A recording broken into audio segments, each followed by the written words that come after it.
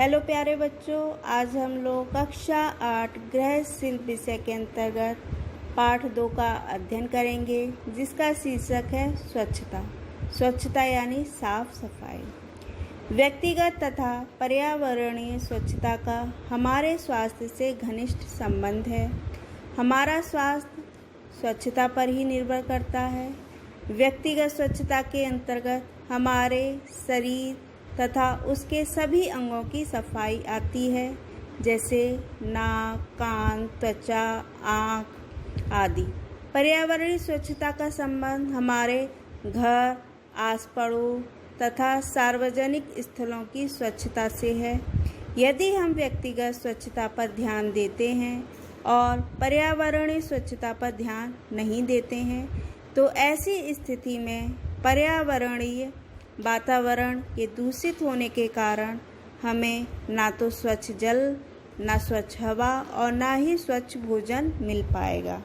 स्वच्छता के अभाव में पर्यावरण के जो कीटाणु हैं वो हमारे शरीर में प्रवेश कर हमारे शरीर को रोगग्रस्त करते हैं। यदि हमारा पर्यावरण पूरी तरह से स्वच्छ है, साफ सुथरा है, लेकिन हमारा पूरा शरीर स्वच्छ नहीं है, साफ नहीं है, तो कीटाणु हमारे शरीर में पैदा होकर हमारे स्वास्थ्य पर बुरा प्रभाव डालते हैं और हमारे सुखी जीवन को नष्ट कर देते हैं। इस प्रकार स्वस्थ एवं खुशहाल जीवन के लिए व्यक्तिगत स्वच्छता के साथ साथ पर्यावरणीय स्वच्छता पर भी विशेष ध्यान देना आवश्यक है। अब है व्यक्तिगत स्वच्छता। व्यक्तिगत स्वच्छता का हमारे जीवन में विशेष महत्व है। व्यक्तिगत स्वच्छता के अभाव में हमें तरह तरह की बीमारियां हो जाती हैं और हम रोगग्रस्त हो जाते हैं। इसीलिए हमें प्रतिदिन अपने शरीर और उसके विभिन्न अंग जैसे त्वचा, दांत, मुंह, कान, नाक आदि अंगों की स्वच्छता पर विशेष ध्यान देना चाहिए। हमें अपने शरीर की स्वच्छता क्यों, कब और कैसे करनी है, ये हम आपको नीचे बनी तालिका के द्वारा समझाएंगे। बच्चों, शौच के बाद हाथ हमेशा साबुन या निष्क्रमित पदार्थों से धोना चाहिए। हमें प्रतिदिन मंजन करना चाहिए और प्रतिदिन स्नान करना चाहिए। बालों की भी हमें उचित देखभाल करनी चाहिए। अब है अंगों की स्वच्छता क्यों, कब और कैसे। तो सबसे पहले बात करते हैं त्वचा की सफाई। हमारे शरीर की त्वचा में अनेक छोटे छोटे छिद्र होते हैं, जिससे पसीना निकलता है। पसीने के साथ धूल मिलकर त्वचा पर जम जाती है। धूल में अनगिनत कीटाणु होते हैं। यदि त्वचा को साफ सुथरा न किया जाए, स्वच्छ न किया जाए, तो धूल में पाए जाने वाले जो कीटाणु हैं वो शरीर में प्रवेश करके हमारे शरीर को रोगी बना देते हैं और हमें कई प्रकार की बीमारियां हो जाती हैं। घर में विभिन्न प्रकार के कार्य करने, मल आदि साफ करने से हमारे हाथ में धूल या अन्य कीटाणु संपर्क में आ जाते हैं। हमें प्रातःकाल स्नान द्वारा हाथ पैर को साफ करना चाहिए। स्नान करते समय शरीर के सभी अंगों को मलमल कर साफ करना चाहिए। शौच क्रिया के बाद हाथ को साबुन या राख से धोएं।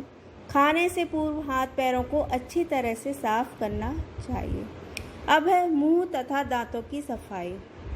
भोजन करने के बाद यदि हम दांतों को साफ नहीं करते हैं, तो भोजन के जो अंश हैं वो मुंह में रहने से सड़ जाते हैं, जिससे रोगाणु उत्पन्न होकर हमारे शरीर को रोगग्रस्त बना देते हैं। दांतों को ठीक प्रकार से सफाई न करने से पायरिया रोग हो जाता है, जिससे मुंह में मवाद तथा दुर्गंध आने लगती है। हमें प्रतिदिन 2 बार ब्रश करना चाहिए। प्रातःकाल उठकर तथा सोने से पूर्व ब्रश करना चाहिए। खाना खाने के तुरंत बाद तथा खाना खाने से पहले हमें अपने मुंह तथा दांतों की अच्छी तरह से सफाई करनी चाहिए। मंजन, नीम या बबूल की ताज़ी दातुन से खाना खाने के बाद एवं पूरी साफ उंगली या ब्रश के द्वारा दांत को साफ करना चाहिए। अब है आँखों की सफाई। नेत्रों में धूल के कण या वायु के उड़ते हुए कीटाणु के घुस जाने से सोकर उठने के बाद आँख में लगे कीचड़ को गंदी उंगलियों से साफ करने में, गंदे हाथों तथा रुमाल से आँखों को पोंछने के कारण हमें आँखों की सफाई करनी चाहिए।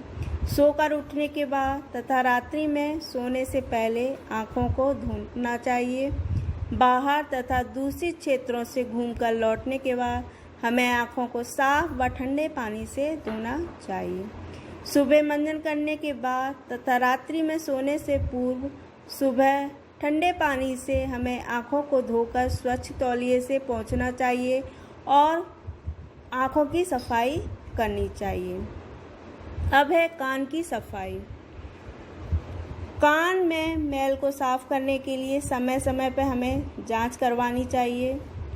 डॉक्टर से संपर्क करने के कान की जांच कराएं और डॉक्टर के परामर्श के अनुसार कान का उपचार करें। अब है नाक की सफाई। सांस लेते समय में गंदे तथा विषैले पदार्थ नाक में प्रवेश कर जाते हैं।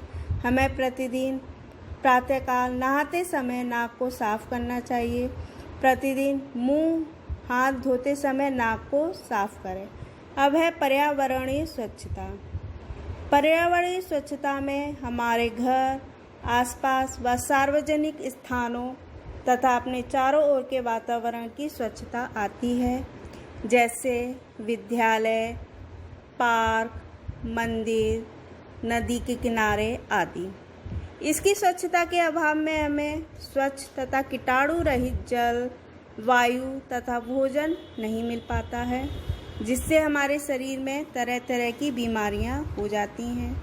हमें अपने पर्यावरण को साफ तथा रोग रहित बनाने के लिए निम्नलिखित उपाय करने चाहिए। तो सबसे पहले जो खाने की सड़ी गली चीज़ें हैं वो इधर उधर हमें नहीं फेंकनी चाहिए, हमेशा कूड़ेदान में फेंकना चाहिए या अपने बगीचे में एक गड्ढा खोदकर उसमें डालना चाहिए, जिससे एक अच्छी खाद तैयार हो सकती है। अब है जल स्रोत के समीप यानी नल के समीप कपड़े धोना, पशुओं को नहलाना एवं शौच नहीं करनी चाहिए।